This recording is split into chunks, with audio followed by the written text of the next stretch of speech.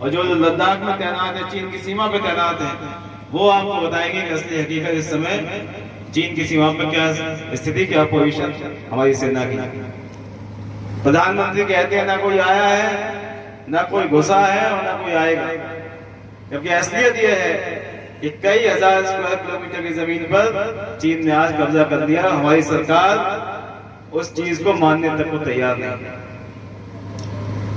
ये बात करेंगे मंदिर और मस्जिद की, शमशान और कब्रिस्तान की, जहां जरूरत है महंगाई पे काबू पाने की, रोजगार देने की, किसानों को सस्ती खाद मुहैया कराने की, उन सभी बातों पर ये कभी चर्चा न करेंगे, न कभी बात करेंगे। और ये चाहते हैं किसी तरीके से धर्म के नाम पर, जाति के नाम पर आप हमारी बीच की दूरी वो बढ़ती रहे, जिसका फायदा लोग उठा सके।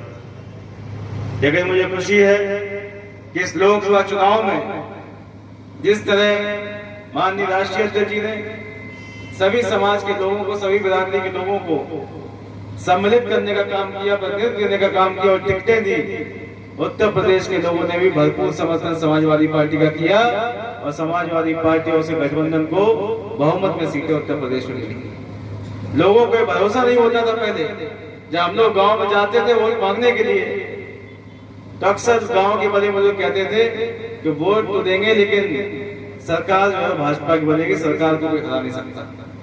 लोगों के मन में ये बात बैठ गई थी कि वोट कहीं भी डालने, लेकिन वोट भाजपा को जाएगा। लेकिन आप लोगों ने लोकसभा चुनाव में जिस तरह भाजपा को हराने का काम किया, आज लोगों के मन में ये बात और ये उनके मन में ये बात आ गई कि अगर मन से हम लोग चाहेंगे तो भाजपा को हराने का काम समाजवादी पार्टी कर सकती है। आज देश में समाजवादी पार्टी एक बड़ी ताकत बन के आई, देश की तीसरी सबसे बड़ी पार्टी है।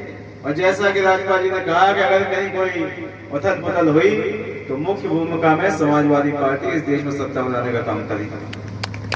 क्योंकि बहुत देर से हमारे साथी आप लोग बैठे हुए हैं, हमारे मुख्य अतिथि आए, तमाम सारी बातों पर चर्चा की। अभी तो चुनाव शुरू होगा, लगातार आपके बीच में आने का हम लोगों को मौका मिलेगा। मैं सिर्फ यही बात आपसे कहना चाहता हूँ कि इस चुनाव में जहाँ भाजपा को पता है कि जीत का अंतर कम करने की लड़ाई भाजपा लड़ रही है, अगर ईमानदारी से वोटिंग हो जाए तो न जाने कितने वोटों से आपको हराने का काम करेंगे। और ये जो मंत्री लगातार कदर में आ रहे हैं, वो ना तो जनसंवाद करते हैं, ना जनता से मिलते हैं, ना अपने कार्यकर्ता से मिलते हैं, बंद कमरे में अधिकारियों के साथ बैठक करते हैं और ये कहते हैं कि किसी भी तरीके से गड़बड़ करिए, हमें समाजवादी पार्टी का वोट कम होता देखना चाहिए। लेकिन हमारे कार्यकर्ताओं ने जिस तरीके से लोकसभा के उपचुनाव में भाजपा की चुनौती को स्वीकार किया था, आप लोगों ने हर पोलिंग पर मजबूती से शासन का, प्रशासन का, भाजपा का सबका मुकाबला आपने किया। उसी तरीके से चुनाव में भी मुझे उम्मीद है कि आप लोग पूरा मुकाबला करके और करेल से एक बड़ी जीत समाजवादी पार्टी को जिताने का काम करेंगे। क्योंकि करेल पर नजर जहाँ प्रदेश की होती है, देश की होती है, राष्ट्रीय अध्यक्ष जी ने सीट को छोड़ा, सभी लोगों की नजर रहेगी कितने वोटों से सीट जीती जाती है। इसलिए आपसे मेरा निवेदन है कि चुनाव वाले दिन जो लोग बाहर हैं, जो लोग नौकरी कर रहे हैं, कहीं बाहर रहते हैं, सभी लोगों को आप बुला लेना। प्रशासन पूरा प्रयास ये करेगा कि हमारे वोट कम हो जाए, लेकिन जब आप लोग पोलिंग पर खड़े होंगे तो कोई आपको बटन दबाने से रोक नहीं सकता।